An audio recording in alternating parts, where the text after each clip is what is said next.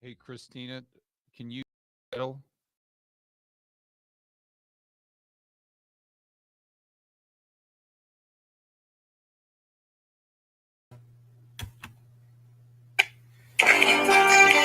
Well, good evening, ladies and gentlemen. Thanks for joining us. We're glad you're here tonight. My name's Robert Helms. I'm a partner at Collective Inner Circle, and we have a great evening lined up. This is a live stream, and we're streaming to lots of different places. So let's cover just a few logistics and housekeeping, and then we'll get right into the content. You guys have already submitted a bunch of questions. We're going to have an opportunity to have more questions. But since we are on different platforms at different times, if you respond on, say, George Gammon's YouTube channel, we may not all see that, and that's perfectly fine. On this broadcast, there will be a place for you to enter your chat, which will be awesome. And then if you miss any of our stream tonight, we will be recording this and making it available. So before we get into our content, just a couple of housekeeping items. So this is hosted by the Collective Inner Circle. Some of you are members. Some of you know about that. If you don't, the Collective Inner Circle is simply an amazing mastermind with 5 partners. You're going to meet the 5 partners here in a minute. And we have lots of great members. You'll meet some of our members tonight who have something to say on the topic. And then we've invited some special guests as well. So there's nothing to be sold tonight. There's no big upsell coming. It's none of that. We just wanted to get our smartest friends together and kind of debrief on what's happened and what we think might happen. So with that, I think we'll start by bringing up our Collective Inner Circle partners. The 5 partners include Kenny McElroy, who's everybody knows Ken, Mr. Real Estate, George Gammon, the Rebel Capitalist, Russell Gray, and Jason Hartman. So these are our partners. When we have a live meeting, the first thing we normally do, whether it's a day or 2 days or 3 days, is we get all the partners on stage and we share what's on your mind. So the context is this. We've just had a pretty amazing election in the United States of America. I want to find out what's on your mind before we bring up some of our guests. Let's start with Mr. George Gammon. Hey, George. Robert, what's going on? It's good to see you. It's great to see you too. A lot to talk about. Lot to talk about. I know leading up to this election is we actually can talk. And we don't have to worry about being censored, right?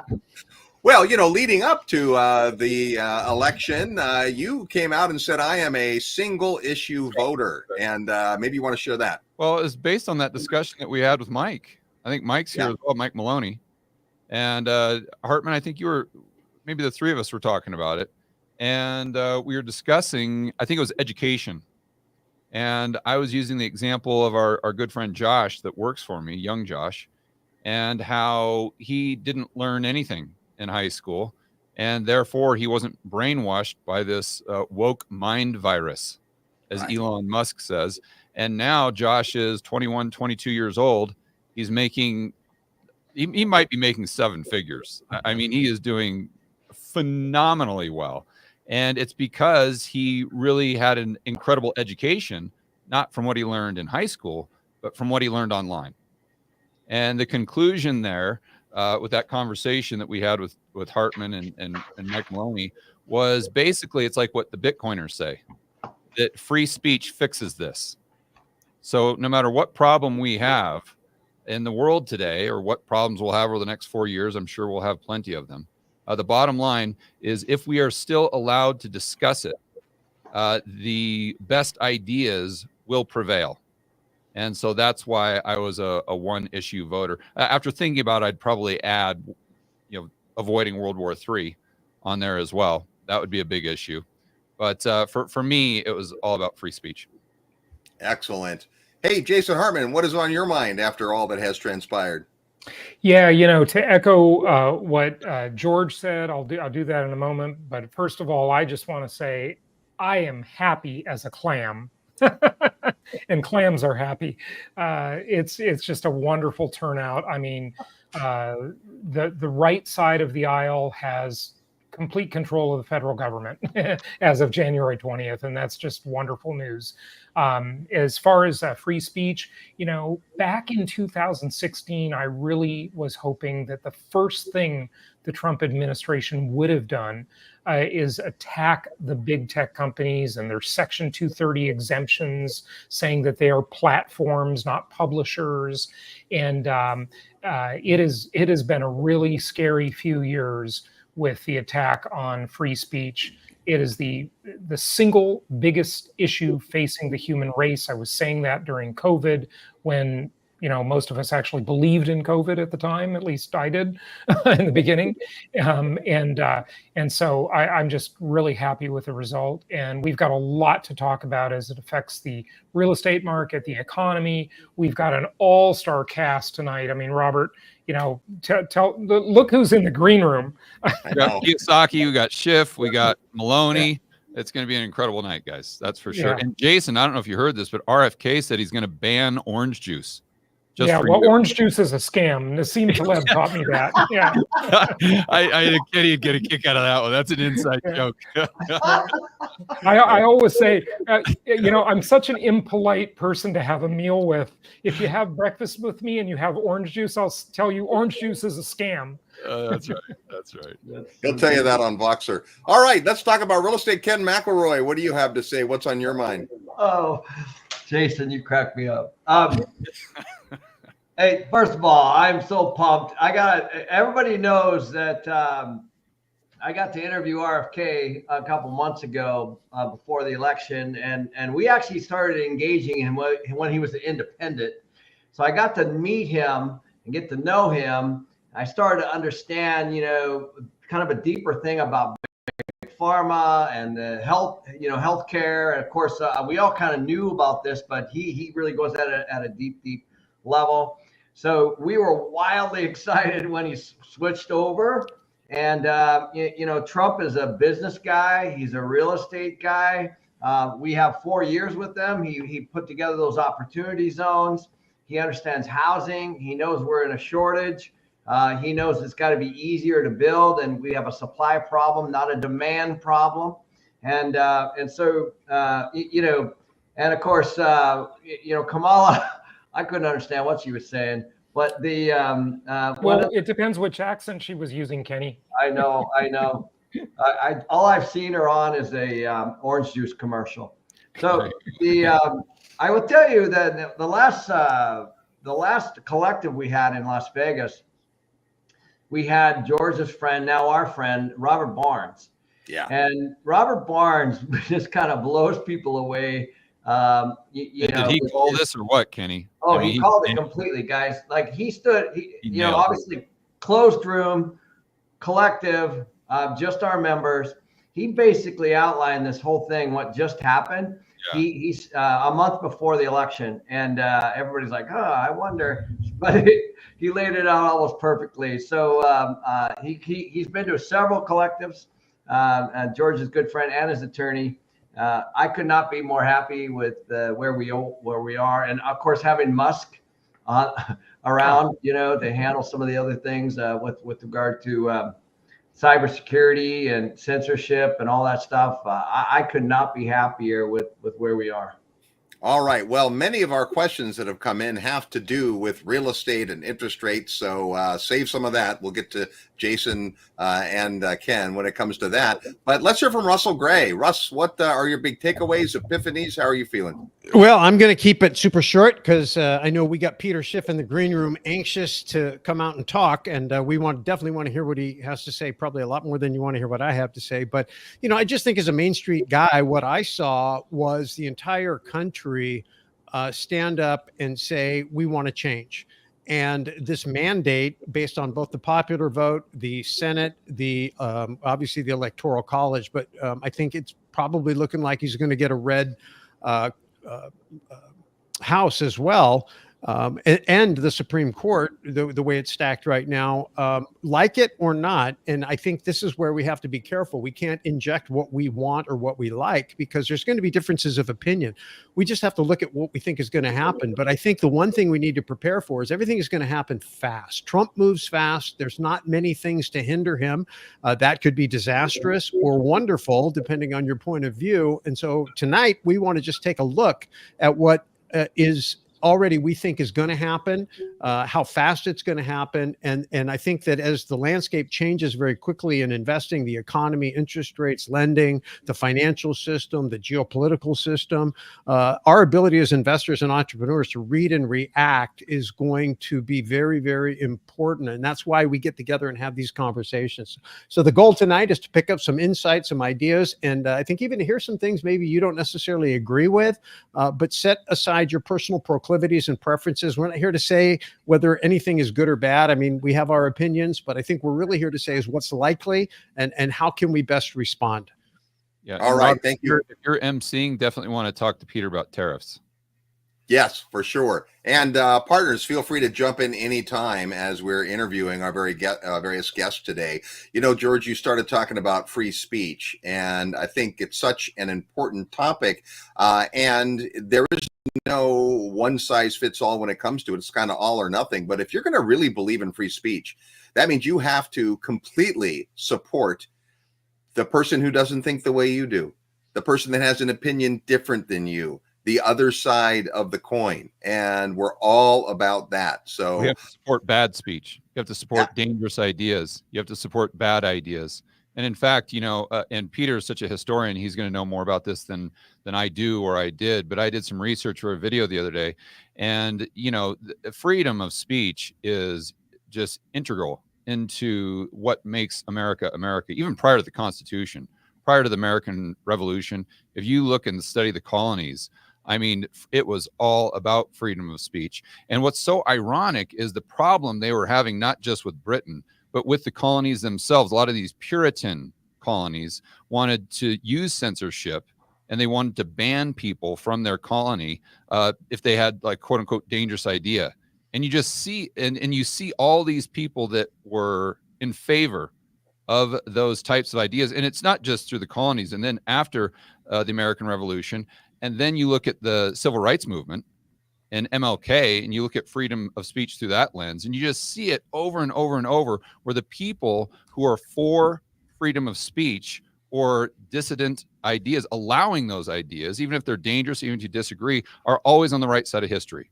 Always, always, always. And the people that are in favor of censorship are always on the wrong side of history. But the argument they use, whether it's a Puritan or whether it's a KKK member in the 1960s, or whether it's Kamala Harris or the Democratic Party today, it's always the same, that we need to censor to protect people from dangerous ideas. And it's just, you see it, it's like a cycle in history. that is one way to protect people from dangerous ideas. The other way is to let those ideas into the marketplace and let better ideas trump those ideas. That's so right, the marketplace of great ideas. stuff. Well, excellent kickoff. We got lots of questions to get to, but before we do, let's say hello to our friend and podcast host and best-selling author, Mr. Peter Schiff. Hey, Peter, how are you? I am okay. How are you guys? We're good. It's good to see you. I know you have some definite opinions about what happened because I heard your latest podcast, but here we are just after the election. What are your thoughts? Well, you know, I had been predicting Trump winning for quite some time now, and I thought he would win this election for the same reason he won the 2016 election, which was that the economy is in bad shape. It's much worse than the mainstream media and Wall Street, the Federal Reserve are claiming. And I knew that voters would, you know, want to change. They would be hoping that a new president can make things better. And so I knew they would go for Trump. I didn't think they would vote for 4 more years of misery because, you know, inflation has pushed up the cost of living dramatically. People are working 2 or 3 jobs now just to make ends meet. They're drowning in debt. And they're hoping that things get better. Now, I supported Trump. I voted for Trump, though my vote didn't count, but I voted for him. But I didn't do it with any delusions that we would have a booming economy if he was elected. The unfortunate situation is things are going to get a lot worse during the Trump term. They would have got worse under Harris as well. I'm not saying that, you know, but the main problem that the U.S. economy has is structurally there's a tremendous misallocation of resources and malinvestments. We don't save enough. We don't produce enough. We borrow too much. We spend too much. And as a result, we have a massive $36 trillion national debt. We have $2 trillion a year budget deficits, $1 trillion a year trade deficit. It's just a complete disaster. And the only way to fix it is to put the economy through an austerity. We have to stop spending, start saving, pay down debt. Interest rates have to rise. Asset prices have to fall. We have to go through a really protracted downturn in order to right the ship, and restructure the economy in a way that will work going forward with a real recovery. But Trump did not prepare the electorate for that. He did not run on an austerity campaign. Had he done it, he wouldn't have won. So he promised everybody free stuff, mainly in the form of tax cuts. No taxes on tips, no taxes on overtime, no taxes on Social Security, no taxes for policemen, no taxes for firefighters, no taxes for veterans. You name it, he wants to eliminate taxes. And we're going to have major tax cuts, which is the exact opposite of what we need. And all these tax cuts are targeted towards consumption. It's not going to stimulate investment. People are just going to spend that extra money on stuff. And so our trade deficits get bigger, and the budget deficits are going to go through the roof, which is what they did, during Trump's first term. And, during Trump's first term, he didn't fix anything. He didn't make America great. America got less great while he was president. The budget deficits got bigger. The trade deficits got bigger. The bubble got bigger. He didn't fix anything. But I guess in comparison to now, things were better 4 years ago than they are today, but they're going to be a lot worse 4 years from now because these trends are going to continue. And so inflation is, I think, going to really take off in a big way during the Trump term. Yes, people are going to get lower taxes and they're going to have more take-home pay, but they're not going to be able to buy more stuff. They're going to buy less stuff because I think prices will probably go up more than their after-tax incomes, especially if they're buying imports, which are going to be a lot more expensive due to the tariffs. And those are the tax hikes that Trump is promising, but they will not nearly offset the tax cuts. So it's still going to be a net loss of revenue. As far as the spending cuts, I really don't expect anything significant to come out of Congress. I mean, they never vote to cut spending. That's never happened. It didn't even happen under Ronald Reagan. They always talk about it, but they never deliver because nobody will vote for it. I don't care if you put Elon Musk in charge of another committee that we don't need, the Government Efficiency Committee, which is probably an oxymoron. The government will never be efficient by definition. But, there's really not much he can cut when almost everything is off the table. All the big ticket items, Social Security, Medicare, interest on the debt, national defense. There's very little left to cut and nothing's going to be cut. So I think we could have a blow up in the bond market with interest rates really rising as a result of soaring deficits. We could have a currency crisis. I mean, a lot of bad things could happen that unfortunately Trump might get blamed for. I mean, he's, kind of, if it happens on his watch, he's kind of the bag holder because we've been passing this baton from administration to administration. And instead of dealing with the problems, each president makes them worse and just gets out of Dodge in time. And then the next guy gets the hot potato. But it would be great if Trump, would do the right thing.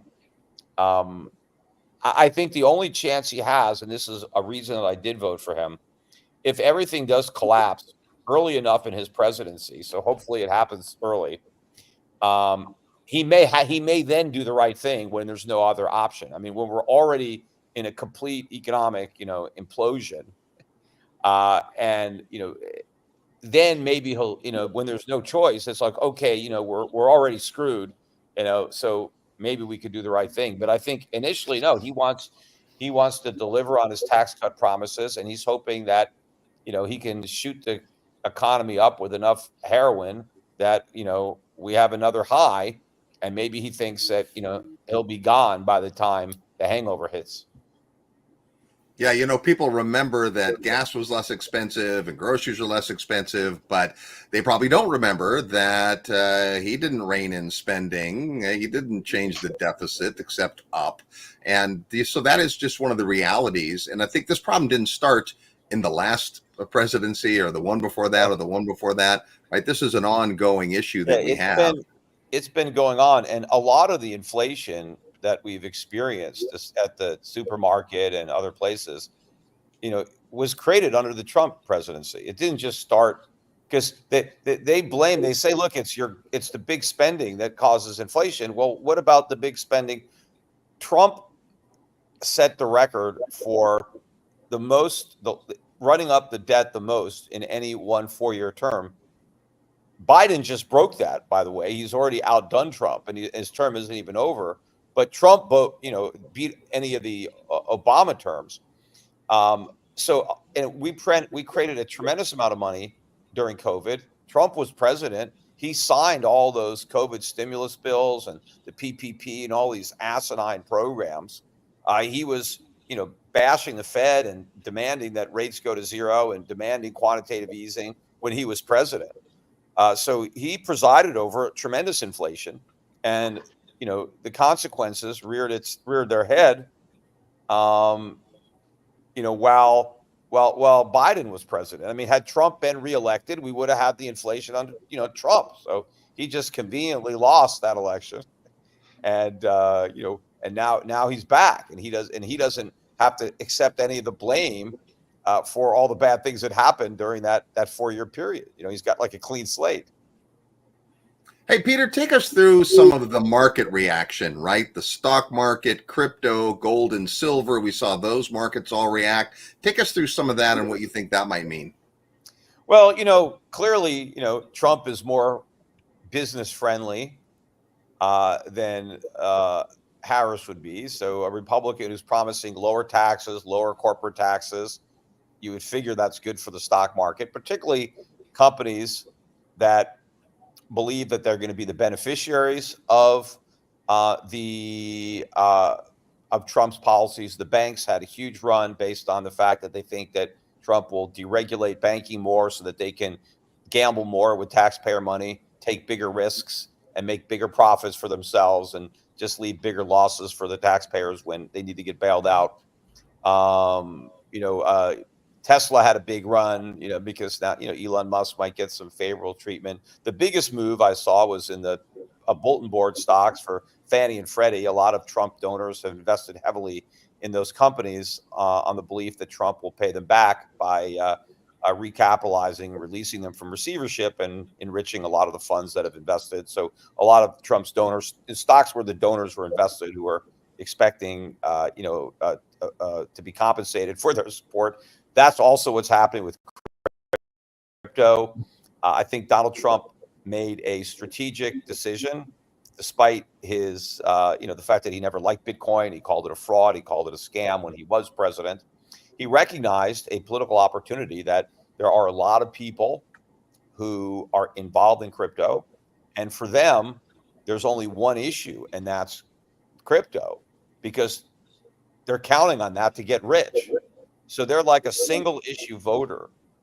But the beauty of pandering to the crypto community is that you don't lose any votes in the process. It's not like, some people are one issue. I'm either pro-life or I'm pro-choice, right? That's all I care about. And if a politician takes a stand, he alienates half the voters. He gets some, but he loses some. But when you come out and you pander to the crypto crowd and you promise to use taxpayer money to buy Bitcoin and create a Bitcoin reserve and buy 1 million Bitcoin and drive the price of Bitcoin way up so that the people who own their Bitcoin can sell to the US government and make a bunch of money, right? When you promise that, the people who don't own Bitcoin don't even notice. They don't even care. You don't lose any votes. But they got a lot of votes. They got a lot of donations. Trump got a lot of donations from the crypto people who are hoping, right? Because, whenever you have a pyramid scheme, you constantly need like new buyers. And so crypto kind of ran out of buyers. And so they recruited Wall Street to set up a bunch of ETFs. And now that was the next round of buyers, the speculators who bought ETFs, and then that kind of dried up, and they couldn't get the price. So now they're trying to get the U.S. government to come in and use taxpayer money to buy, or it's not even they're going to have to print the money. They're going to get the Fed to print the money to buy the Bitcoin and hold it as a reserve. It's funny, they call it a strategic reserve. What's strategic about it? I mean, why do we need a reserve of Bitcoin? Like, we're going to run out of Bitcoin? Like, what do we need? It's not like oil, where we need a strategic petroleum reserve because we might need oil. We don't need Bitcoin. Nobody needs it. You just gamble on the price going up. But Trump was like, I'm going to be the crypto president, and so when he won, more people bought crypto expecting the price to go higher. I don't think Trump is going to follow through with this. I mean, I think, he's going to break a lot of promises. That's what politicians do. I don't think he needs crypto people anymore. I don't think he needs their support, their money. He can't run for re-election. He never actually promised to create a crypto reserve. That was RFK who made that promise. Not all Trump said at that crypto convention in Nashville was that he won't sell any of the Bitcoin the U.S. government has. Well, my thought process is that Biden will sell all that Bitcoin before he gets to office. And so there may be a big sell-off coming. And that would actually be a very smart move for the U.S. government to make, because he can sell that Bitcoin and pay off some of the debt. Sell some worthless Bitcoin while there's still people who are willing to buy it. But that's why that gold went down, because the dollar went way up. And so people said, okay, Trump's going to grow the economy, and so we're going to have higher interest rates and maybe more inflation. And ironically, they think that's good for the dollar, because they think that means higher interest rates. And, because the dollar went up and because interest rates went up, bond prices collapsed, gold went down. But I think they have that whole thing wrong. Trump is going to create inflation. That's not good for the dollar, and that's not good for gold. I mean, it's not bad for gold. It's good for gold. Inflation, is why people buy gold. It's why central banks. And I think Trump's policies, I know George Gammon mentioned tariffs, but I don't see tariffs as being positive for the dollar. I think, what tariffs do, first of all, it's you're being very hostile to the trading partners when you're saying that we're going to tax anybody who buys your products. But what the tariffs are going to do is it's going to make imports much more expensive for Americans, and therefore Americans will buy fewer imports, right?